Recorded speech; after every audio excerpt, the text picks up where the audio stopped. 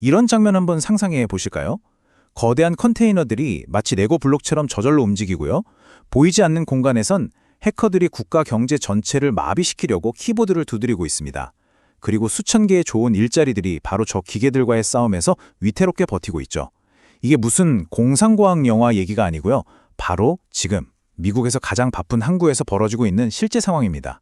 오늘 이 거대한 변화의 가장 뜨거운 현장으로 여러분을 안내합니다. 자, 오늘 우리가 함께 살펴볼 이야기입니다. 먼저 이 항구가 도대체 얼마나 거대한 경제의 심장인지 그 스케일부터 한번 느껴보고요.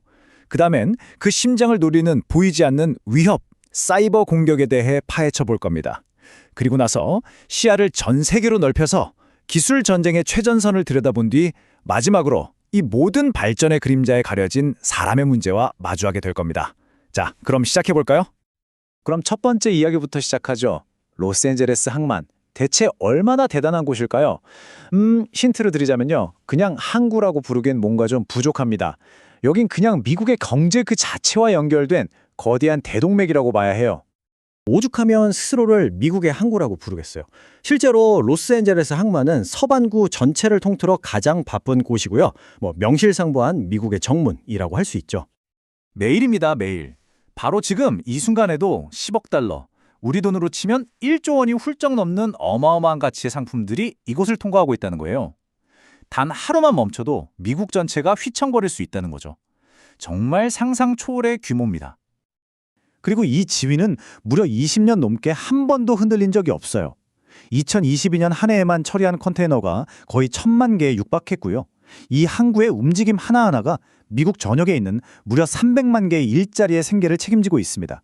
그러니까 이건 단순한 항구가 아니라 말 그대로 국가 경제의 심장 박동 그 자체인 셈입니다. 이렇게 엄청난 돈과 물자가 흐르는 곳이라면 당연히 어둠 속에서 이걸 노리는 사람들이 있겠죠? 근데요, 이 사람들은 총이나 배를 타고 쳐들어오지 않아요. 바로 키보드를 타고 들어옵니다. 지금부터는 보이지 않는 전쟁터, 디지털 부두의 방어선을 한번 살펴보겠습니다. 정말 만약에 해커들이 이 항만 시스템을 장악하면 어떻게 될까요? 항구의 트럭이 멈추고 공장이 멈추고 결국엔 우리 동네 가게 진열대까지 텅 비게 될 겁니다. 사이버 보안이 이제 더 이상 선택사항이 아니라 국가의 생존이 걸린 문제라 된 이유가 바로 여기에 있습니다. 위협이 진화하니까 당연히 방패도 진화해야 했습니다. 2014년에는 그냥 망원경으로 멀리서 적을 감시하는 수준이었다면요. 2022년부터는 아예 거대한 레이더망을 펼쳐서 모두가 힘을 합쳐 선제적으로 막아내는 방식으로 바뀐 겁니다. 단순한 보안을 넘어서 보건력으로 개념 자체가 한 단계 업그레이드 된 거죠. 이 사이버 보건력 센터 CRC의 핵심은 최초라는 타이틀이 아니에요. 바로 함께라는 개념입니다.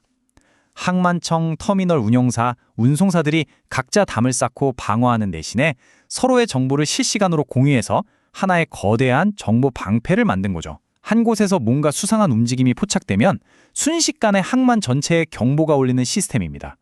혼자서는 뚫릴 수 있어도 모두가 연결되면 그야말로 철옹성이 되는 겁니다. 자, 그런데 외부의 위협을 막아내는 것만으로는 충분하지 않습니다. 이제 경쟁의 무대는 항만 내부, 즉 효율성으로 옮겨가고 있거든요. 누가 더 빠르고 더 똑똑하게 컨테이너를 움직이는가, 전 세계가 스마트 항만이라는 타이틀을 걸고 지금 이 순간에도 보이지 않는 기술 전쟁을 벌이고 있습니다. 그런데 이 인용구가 찬물을 확 끼얹습니다. 미래처럼 보인다고요? 천만에요. 우리는 다른 나라에 한참 뒤처져 있습니다. 아무리 우리가 보기에 대단해 보여도 세계 무대에서는 아직 갈 길이 멀다는 아주 날카로운 지적이죠. 바로 이 위기감이 로스앤젤레스 항만을 끊임없이 달리게 만드는 원동력인 셈입니다. 그럼 도대체 스마트 항만이라는 게 뭘까요?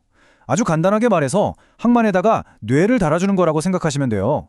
사물 인터넷, 즉 IoT로 항만 곳곳에 눈과 귀를 달고 인공지능 AI라는 두뇌로 생각하게 하고 빅데이터로 경험을 쌓게 해서 모든 움직임을 최적화하는 거죠. 예전처럼 감으로 일하는 게 아니라 철저하게 데이터로 일하는 항만. 그게 바로 스마트 항만입니다. 이 경쟁 구도가 꼭 전략 게임 같아요. 로스앤젤레스가 정보 공유와 사이버 방어에 집중 투자하는 동안 유럽의 로테르담은 항만 전체를 거대한 센서 네트워크로 묶는 전략을 쓰고 있고요. 아시아의 싱가포르는 인공지능과 로봇 같은 최첨단 유닛으로 승부를 보고 있습니다. 목표는 최고의 항만으로 갔지만 정상으로 가는 길은 저마다 다른 거죠.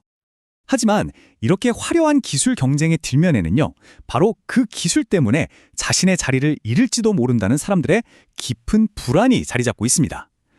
이제 이야기의 초점을 기계가 아니라 그 기계 옆에서 묵묵히 일해온 사람들에게로 한번 옮겨보겠습니다. 로스앤젤레스 항만의 일부 터미널에 가보면요, 조금은 소름 돋을 정도로 조용합니다. 거대한 기계들이 쉴 새 없이 컨테이너를 나르는데 사람 목소리나 시끄러운 엔진 소음 대신에 오직 기계가 움직이는 소리만 들리죠. 운전석은 텅 비어 있고 모든 건 보이지 않는 알고리즘의 지휘 아래 완벽하게 움직입니다. 바로 이 장면을 보면서 한 노조 지도자는 아주 암울한 미래를 예측합니다. 만약 모든 터미널이 저렇게 바뀐다면 현재 8,000명에 달하는 노동자가 단 800명으로 줄어들 거라고요. 정확히 10분의 1 토막이 나는 겁니다.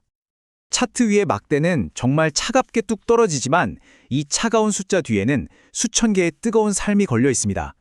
90%의 일자리 감소, 이건 단순한 통계가 아니라 수천 가정이 앞으로 겪게 될지도 모를 현실인 거죠.